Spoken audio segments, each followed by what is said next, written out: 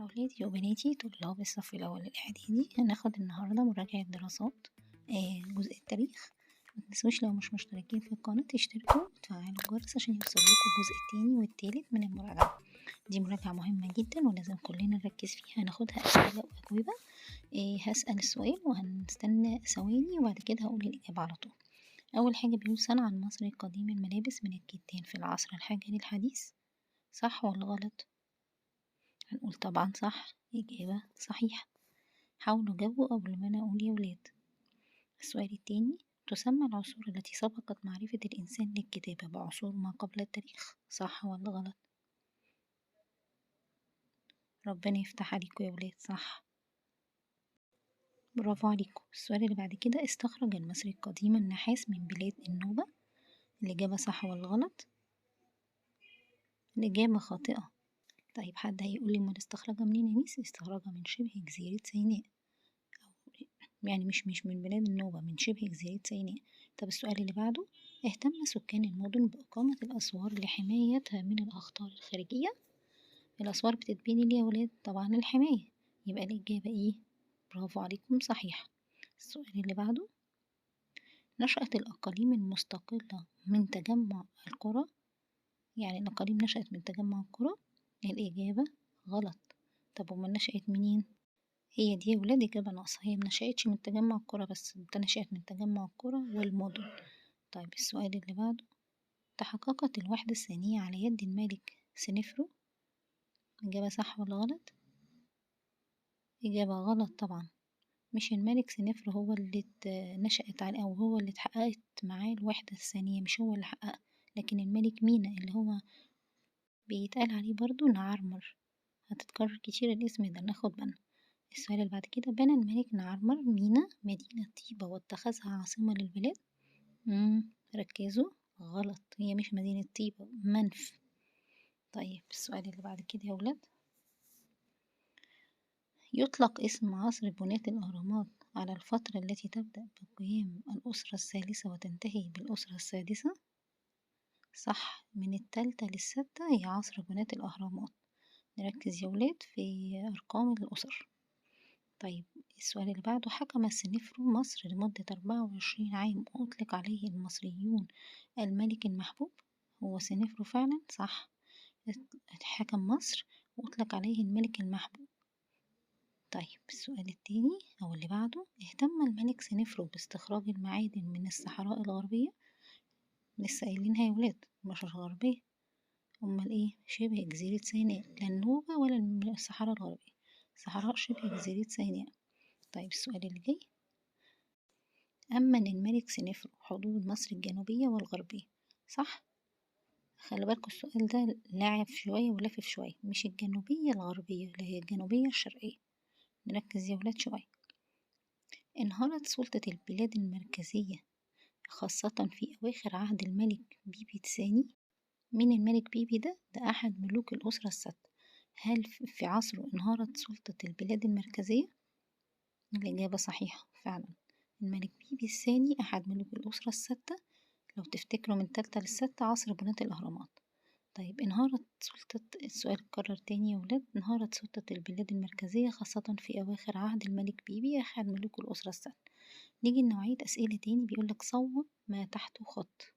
ممكن يقولك لونه متغير أو تحته خط، في الامتحان طبعا هيقولك صوب اللي تحته خط. كان الإنسان المصري دائم التنقل فوق الهضاب في العصر الحجري الحديث. صوب كده الحجري الحديث، لا هي في العصر الحجري القديم. ولما اقولك صوب يا ولاد اللي تحته خط، يعني اللي تحته خط غلط، مش تكتبه صح او غلط. عرف المصري القديم الزراعة في العصر الحجري القديم، عرف الزراعة في العصر ده، صوب الحجري القديم بقى، امال عرفه فين؟ في العصر الحجري الحديث. تمام. اللي بعده، أقام الإنسان المقابر لدفن الموتى في العصر النحاسي. أمال في العصر إيه؟ العصر الحجري الحديث. تمام يا ولاد، برافو عليكم، بتجاوبوا صح.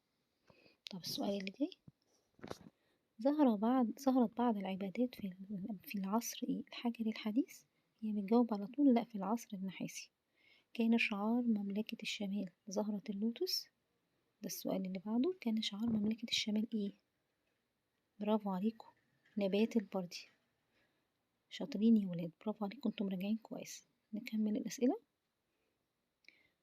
نجح الملك نعرمر اللي هو الملك مينا في توحيد البلاد وبنى لها عاصمة طون؟ لا، بنى لها عاصمة طون.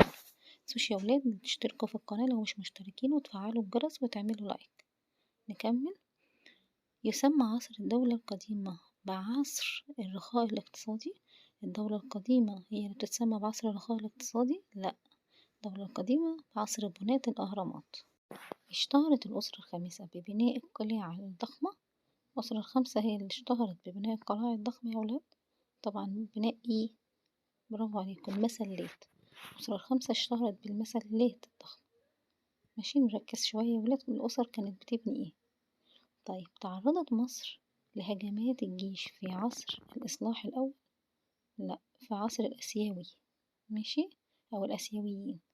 طب، اتخذ الهكسوس مدينة منف عاصمة لهم أثناء احتلالهم لمصر؟ الهكسوس هو كاتبلك منف، هو اللي مغير لونها. هم خدوا مدينة ايه عاصمة ليهم؟ أواريس. برافو عليكم. طيب، قام أمراء منف حركة كفاح ضد الهكسوس؟ قاده مين اللي قاد؟ أو قاد أمراء منف؟ لا، أمراء طيبة هم اللي قادوا حركة الجهاد ضد الهكسوس. شجعت حتشبسوت ابنها لمحاربة الهكسوس؟ لا، اللي حارب الهكسوس هو أحمس، وأحمس مامته اسمها إياح حطب. ماشي يا ولاد، مش حتشبسوت. طيب، السؤال اللي بعده. كان من عوامل انتصار الهكسوس على المصريين استخدامهم الرماح؟ لا يا ولاد، الهكسوس انتصروا على المصريين عشان يستخدموا العجلات الحربية. تزوج الملك أمنحتب الرابع من الملكة حتشبسوت؟ لا، تزوج من الملكة نفرتيتي. هزم الملك رمسيس الثاني شعوب البحر المتوسط التي هاجمت مصر برا عند وادي النطرون؟ لا، هزمهم عند رفح. يلا شباب، الأسئلة اللي بعده. انتهى عصر الدولة الحديثة بازدياد نفوذ حكام الأقاليم؟ لا، بازدياد نفوذ الكهنة. طيب، بعد كده اكتب ما تدل على العبارات. يعني اكتب هتدل على ايه. عصر شمل الأسرتين الأولى والثانية، ده كان عصر ايه؟ ايه العصر اللي شمل الأسرتين الأولى والتانية يا شباب؟ برافو عليكم، اسمه العصر العتيق. طيب، السؤال اللي بعده. أحد عجائب الدنيا وبني في عصر الدولة القديمة على مساحة 13 فدان. طبعا الهرم الأكبر. معابد مكشوفة بناها ملوك الأسرة الخامسة. معابد الشمس. برافو عليكم. احنا بنجري شوية يا ولاد، معلش، عشان الأسئلة كتير جدا وأنا عاملاها لكم على جزئين إن مكانش أكتر، فأنا بجري شوية عشان تلحقوا وتعرفوها كلها. فمعلش، ممكن توقفوا الفيديو وتحاولوا تجاوبوا. تمام. معلش، فات كام سؤال، ممكن نوقف ونقراها بالإجابة بتاعتهم. ناخد السؤال دوت. بيقول أقدم طريق مائي يصل البحرين الأحمر والمتوسط عن طريق نهر النيل، قناة سيزوستريس. طيب، دولة كبيرة مترامية الأطراف تسيطر على أراضي وشعوب متعددة بفضل قوتها العسكرية والاقتصادية. بتدل على ايه العبارة دي، أو ايه المصطلح اللي هو ده معناه؟ برافو عليكم، دي اسمها الإمبراطورية. تمام. طيب، مدينة اتخذها أمنحتب الرابع عاصمة لمصر؟ برافو، أخيتاتون. اللي بعده. هيئة دولية تابعة لمنظمة الأمم المتحدة مسؤولة عن التربية والعلوم والثقافة. طبعا منظمة اليونسكو. متنسوش يا ولاد تعملوا اشتراك وتفعيل الجرس واللايك عشان يوصلكوا الجزء التاني من المراجعة بتاعة التاريخ الصف الأول الإعدادي بالنجاح ليكم كلكم، وهستنى تعليقاتكم.